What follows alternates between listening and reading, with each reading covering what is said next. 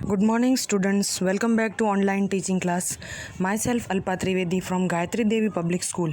આજે આપણે ધોરણ 10નો ગ્રામરનો એક ટોપિક સંક્ષેપીકરણ જે છે તેનો અભ્યાસ કરીશું. स्टूडेंट्स मोस्ट ऑफ स्टूडेंट्स को दिमाग में यही फिट होता है कि संक्षेपीकरण इट मीन्स कि क्वेश्चन पेपर के अंदर एक मतलब थोड़ा सा 5-6 लाइन का लंबा सा जो पैराग्राफ दिया होता है उसमें से कुछ 2-3 लाइन उठा के आंसर में लिख देते हैं, लेकिन ये कोई सही ट्रिक नहीं है संक्षेपीकरण का राइट आंसर लिखने की. आज मैं थोड़ा आपको डीपली समझाने का प्रयत्न करूँगी कि संक्षेपीकरण क्या है. 2-3 लाइंस को पैराग्राफ में से उठा के आंसर शीट में लिख देने से उसका आपको पूरे मार्क्स नहीं मिलेंगे, लेकिन उसका सही लिखने का ढंग क्या होता है. तो संक्षेपीकरण एटले શું? સંક્ષેપીકરણ એટલે વિસ્તારથી કહેવાયેલી વિગતના મર્મને સમજીને તેમાંની વધારાની લાગતી વિગતોને દૂર કરી ને મર્મને હાનિ ન પહોંચે તે રીતે ટૂંકમાં અને સચોટ રીતે મૂળ વાતને ફરીથી મૂકવી તેને પરિચ્છેદનો ત્રીજો ભાગ લખવો અથવા સંક્ષેપીકરણ કહેવાય. अब यहाँ पे समझाना चाहते हैं कि संक्षेपीकरण मीन्स विस्तार थी कहवाली विगतना मर्म ने समझे, उसका जो मोरल है, मेन टॉपिक जो समझाना चाहते हैं उसको समझने का प्रयत्न करें और उसमें कुछ एक्स्ट्रा वधारा नहीं लागती विगतों मतलब कुछ एक्स्ट्रा लिखा हुआ है तो उसको दूर करके उसके मर्म को हानि ना पहुँचे इस तरह उसे शॉर्ट में और प्रॉपर लिखने की परिभाषा परिच्छेद को संक्षेपीकरण कहते हैं. અર્થગ્રહણ થયા પછી વધારાની આલંકારિક રજૂઆતો, દ્રષ્ટાંતો, પુનરાવર્તન આદિને દૂર કરી મર્મને ઓછા અને સચોટ શબ્દો द्वारा सघन पुनर्लेखन करूँ. अर्थग्रहण थया पछी आप उसको 2-3 बार रीड करते हो, उसमें से कुछ आलंकारिक रजूआत यानी कि कुछ एग्जाम्पल्स दिए हैं या कई सेंटेंस में ऐसा होता है कि वही का वही शब्द या फिर यही वही का सेंटेंस रिपीट होता है, तो उसे दूर करके उससे 3-4 लाइन में शॉर्ट करने की लिखने की ट्रिक को संक्षेपीकरण कहते हैं. संक्षेपीकरण केवी रीते थाय? સૌ પ્રથમ પરિચ્છેદને 2-3 વાર વાંચો, તેમાં શું કહેવાયું છે તે સમજો અને તેમાં રહેલા મર્મને ઓળખો. ફકરામાં દ્રષ્ટાંત રૂપે આપેલી વિગતો દૂર કરો. પુનરાવર્તન પામતી વિગતોને તારવીને રજૂ કરો. મર્મને સીધી રીતે ન સ્પર્શતું હોય તેવા વિશેષણ, ક્રિયા વિશેષણ અને ગૌણ વાક્યો જેવી भाषा सामग्री ने दूर करवी. अब यहाँ पे ये जो 5 टॉपिक्स दिए हैं, जैसे कि सबसे पहले तो परिच्छेद यानी कि पैराग्राफ को 2-3 बार रीड करो. उसके बाद उससे वो पैराग्राफ में वो क्या कहना चाहते हैं उसके मॉरल को, मर्म को समझने का प्रयत्न करो. फिर तीसरी बात है दृष्टांत रूपे आपेली विगतो दूर करो, यानी कि उदाहरण एग्जाम्पल कुछ दिए हैं तो उसको निकाल दो. पुनरावर्तन पामती विगतों ने तारवीने दूर करो. रिपीटेशन जहाँ पे होता है सेंटेंस का उसे दूर करो. मर्म ने सीधी रीते न स्पर्शતું હોય તેવા विशेषण, क्रिया विशेषण या गौण वाक्यों જેવી भाषा सामग्री ने दूर करवी, यानी कि मॉरल को टच ना करता हो ऐसे वाक्य, विशेषण, क्रिया विशेषण या गौण वाक्य जैसी भाषा सामग्री को पैराग्राफ में से दूर कर दो, या तो कंटिन्यू रिपीट होता है तो उसको एक बार लिखने का प्रयत्न कीजिए.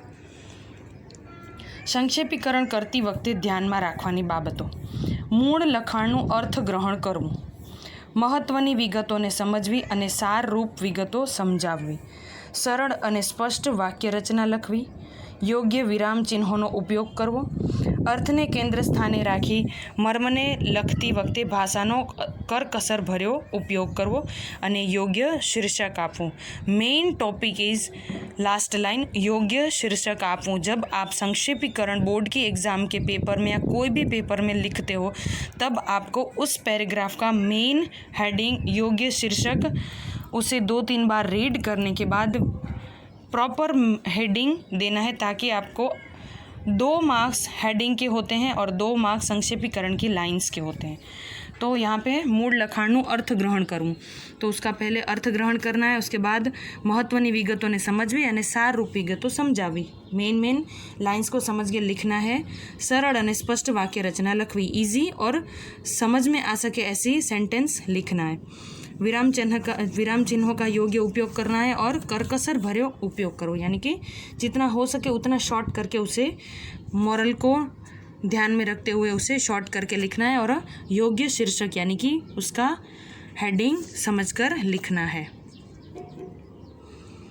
यहाँ पे मैंने एक आपको एग्जाम्पल दिया है, मैं वो रीड करके नीचे उसका संक्षेपीकरण समझाऊंगी। तो મોંઘવારી વધતી જાય છે તેમ તેમ નીતિ, પ્રામાણિકતા, સાદાઈ, નિષ્ઠા વગેરે જીવનના મૂલ્યો ઘસાતા જાય છે. ગૃહસ્થાશ્રમી માણસ કોઈપણ રીતે બે છેડા મેળવવા કરવામાં ફાવતો નથી. રાજકારણીઓ, અમલદારો, વેપારીઓ અને ઉદ્યોગપતિઓને એ તાગડધીના કરતા જુએ છે અને એના વિવેકની સરવાણીને સુકાઈ જાય છે. ભ્રષ્ટાચારી બનવા તે લલચાય છે. ઋષિમુનિઓના સાદા અને પવિત્ર જીવનની વાતોમાં એને રસ નથી. બુદ્ધ, મહાવીર અને ગાંધીના ઉચ્ચ આદર્શોમાં એને હવે શ્રદ્ધા નથી. સમાજનો દરેક વર્ગ આજે ગમે તે પ્રકારે પૈસા કમાવા માટે સંકોચ અનુભવતો નથી. સાદું જીવન અને ઉન્નત વિચારની આજે હાંસી ઉડાડાય છે. શિક્ષણમાં મૂલ્યના પાઠ ભણાવવાથી કશું વળવાનું નથી. અધમણ વાત કરતાં અઘોડ આચરણની વધુ અસર પડે છે અને એનું આચરણ જીવનમાં કોઈ સ્તરે આપણા દેશમાં દેખાતું નથી.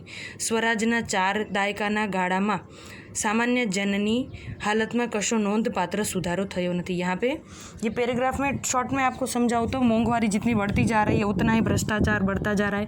आज लोगों को पहले जैसा ऋषि मुनियों जैसा जीवन व्यतीत करने में कोई इंटरेस्ट नहीं रहा है. शिक्षण में भी मूल्यों की बातें स्टूडेंट को अच्छी नहीं लगती है और सारा देश, सारे व्यक्ति, देश के जन जो हैं वो दिन ब दिन पैसा कमाने के चक्कर में भ्रष्टाचारी होते जा रहे हैं. और बुद्ध, महावीर और गांधी के उच्च आदर्शों और उनके विचारों को अब उनको उन विचारों में श्रद्धा नहीं रही है. समाज के ऐसे लोग जो ऐसा जो जीवन व्यतीत करते हैं उसके ऊपर अब लोग हंसी उड़ाने लगे हैं. तो ये पूरे पैराग्राफ के ऊपर अब हमें संक्षेपीकरण करना है. तो इसको यहाँ पे जो कुछ शब्द ऐसे हैं जो रिपीट हो रहे हैं तो उसे हम निकाल देंगे और फिर मर्म उसका मोरल ना हटे उस तरह उसका संक्षेपीकरण करेंगे और इसका अच्छे से हेडिंग देने का प्रयत्न करेंगे. अब यहाँ पे मुझे तो लग रहा है कि मोंघवारी बढ़ती जा रही है, जीवनना मूल्यों घसाता जाए છે. इसके हिसाब से हमें अपने जीवन में क्या अच्छा लेना चाहिए और अभी क्या बुरा चल रहा है उसके बारे में हमें संक्षेपीकरण करना चाहिए. तो देखो उसका आंसर क्या रहेगा. शीर्षक आपको संक्षेपीकरण करते समय सबसे मोस्ट इम्पॉर्टेंट चीज़ लिखना है. सबसे पहली लाइन इसमें जो दिखाई दे रही है, शीर्षक जीवनना मूल्योनो क्षय. यहाँ पे तो जो मैंने उदाहरण दिया है वही है, लेकिन आपको जो भी संक्षेपीकरण का पैराग्राफ आता है उसको रीड करके उसका अच्छे से हेडिंग देने का ट्राई करना है. तो जीवनना मूल्योनो क्षय. स्वराज મળ્યાને આજે 4 દાયકા પૂરા થયા તેમ છતાં આમ આદમીની પરિસ્થિતિમાં કોઈ સુધારો થયો નથી. આજે દેશમાં ઠેર ઠેર અપ્રામાણિકતા, અનીતિ, અસત્ય અને અસમાનતાના દર્શન થાય છે. રાજકારણીઓ અને ઉદ્યોગપતિઓ તાગડધીના કરે છે. મધ્યમ વર્ગની પરિસ્થિતિ અત્યંત બગડતી રહી છે. સામાન્ય વ્યક્તિના जीवનમાં कोई सुधारो थयो नहीं. अब देखो इतनी 4-5 लाइन आपको शॉर्ट करके लिखना है, अच्छे से उसका हेडिंग देना है ताकि आपको संक्षेपीकरण के पूरे 4 मार्क्स मिल सके. मैं ये संक्षेपीकरण मैंने जो यहाँ पे एग्जाम्पल दृष्टांत दिया है, ये लास्ट 2 स्लाइड जो है वो आपको नोटबुक में लिखना है. बाकी के ऊपर 3 स्लाइड जो मैंने दी है वो आपको ध्यान में रखना है, यानी कि केयरफुली लिसन, सुन के दिमाग में याद करके रखना है कि पेपर में कैसे लिखना है. और एक्स्ट्रा एक संक्षेपीकरण का पैराग्राफ में मैं व्हाट्सएप ग्रुप में भेजूंगी, वो भी आपको अपनी नोटबुक में लिखना है. आशा करती हूँ कि आपको ये संक्षेपीकरण का टॉपिक समझ में आ गया होगा. Thank you. Have a nice day.